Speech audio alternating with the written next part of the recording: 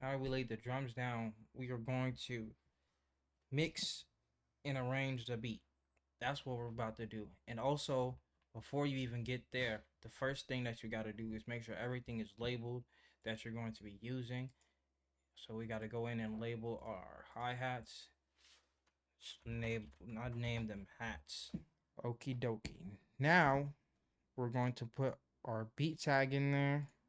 So to do that, all I just did was I had to click the drop down, and then I click the drop down and I click from unsorted to all, so I can see everything, right?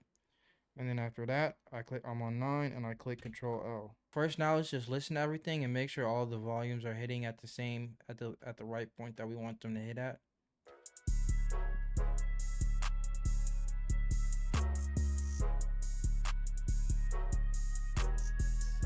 I'm actually gonna send all my melodies to their own bus really quick and just see where the melody's hitting.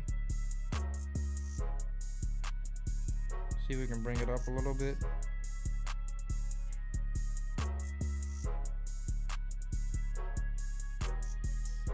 I'm gonna name it melody.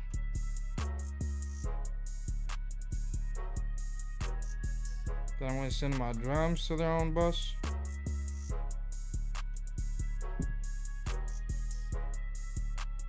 Name them drums.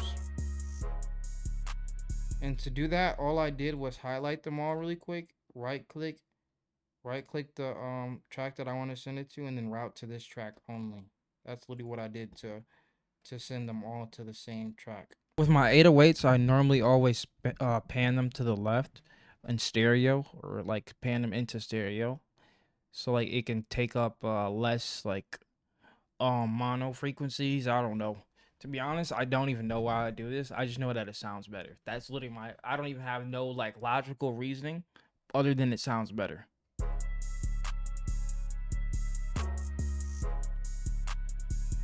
And then with your clap, you want your clap to always be at the top of your mix.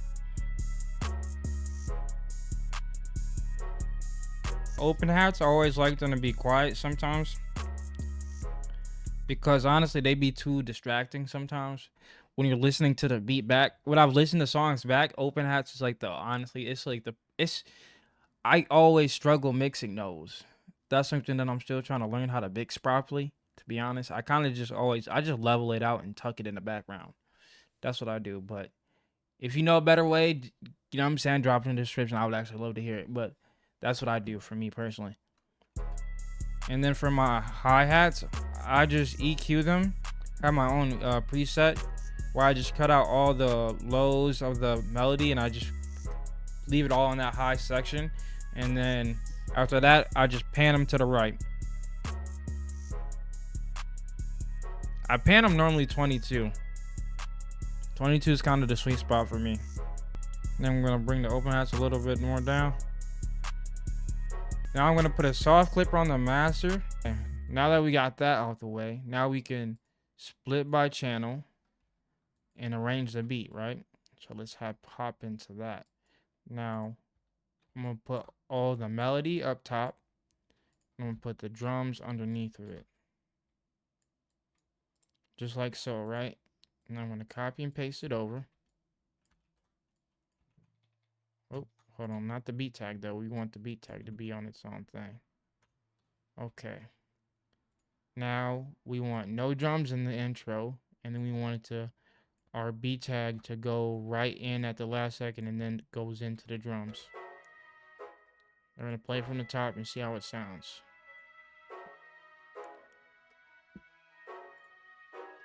I think we're going to copy and paste this over. Is that ZayOnTheRoad?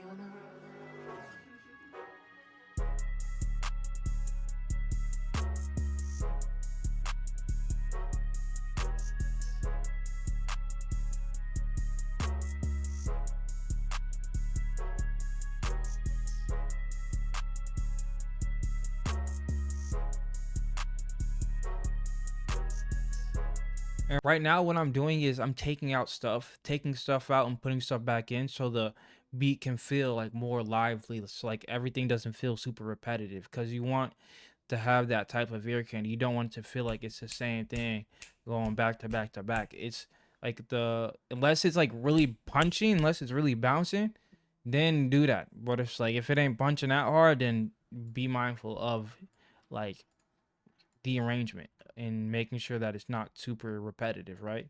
That is super important, super crucial. So right now also I've like I I typically arrange my songs the same way like every time, right?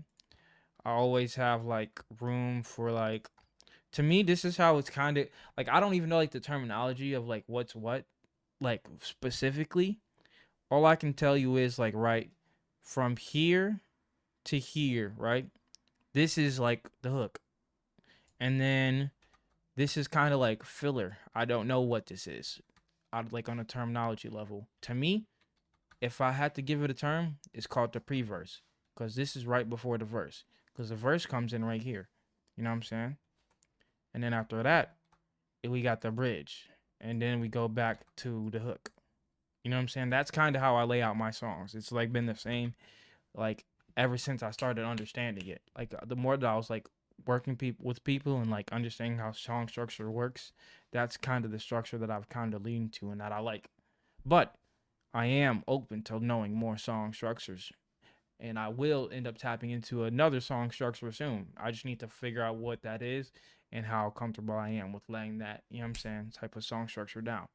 But that'll come in the future. But for now, this is kind of how I work. And this can be an efficient workflow for you too. If this is something that you're interested in, go ahead and tap into it by all means. This is not a one-way fix all. Be open to knowing more ways to do one thing. You know what I'm saying? Because at the end of the day, you're just trying to learn as many ways as possible to create your art, and that's literally all we're trying to do at the end of the day. Okay, so now let's listen to it from the top. 1 second.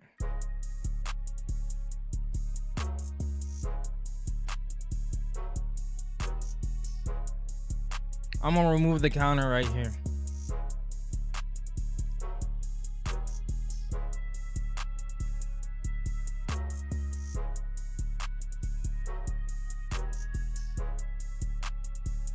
Bring down the volume on that lead a little bit.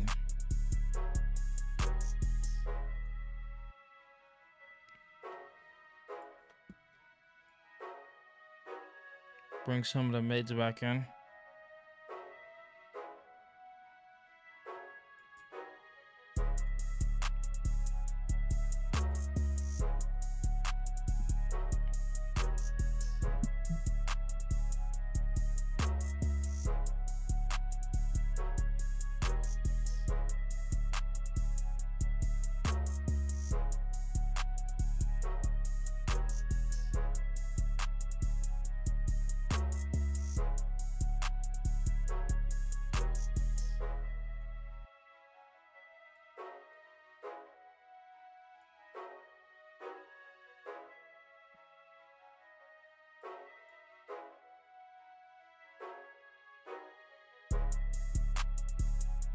What I did right here, I just removed the leads because I feel like the leads were taking up too much space. I just want to see how that variation sounds. Now we're gonna run it back from right here to see how it sounds coming in.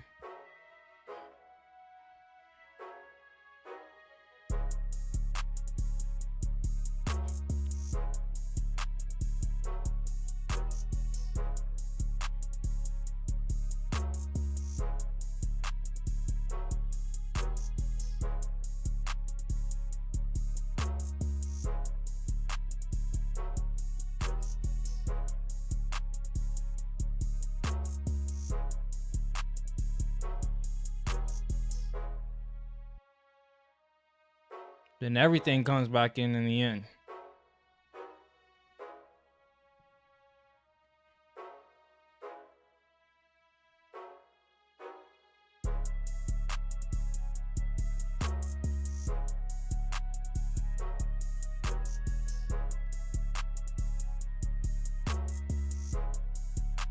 I'm gonna duck some of those mids.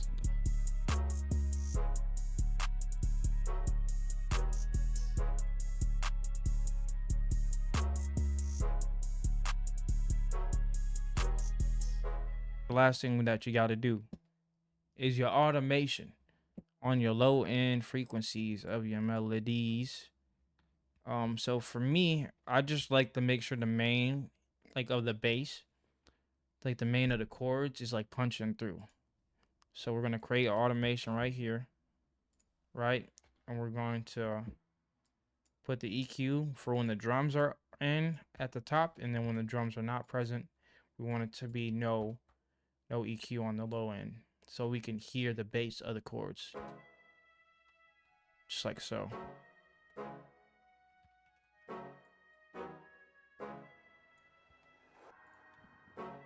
Is that Zay on the road?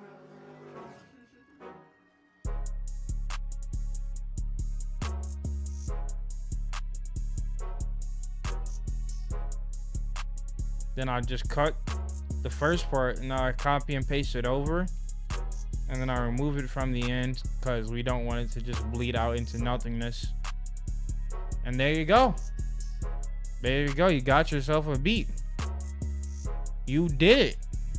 But if this video was helpful, please leave a like and follow and subscribe and join the pit crew, because the pit crew is where we come back together. You know what I'm saying? We retune, we tune up our engine, we go back to running our race at our own pace. You feel me? And this is only the beginning, and more content is on the way. If there's anything that I didn't say in this video, please type it in the description, because or in the comments, because I would love to, you know what I'm saying, give you that game, give you that extra oomph to your musical production career, whatever you need to really get through that, you know what I'm saying, to get through that lap. I'm here for it, you know what I'm saying? So go ahead, drop that comment, and we out of here. Peace.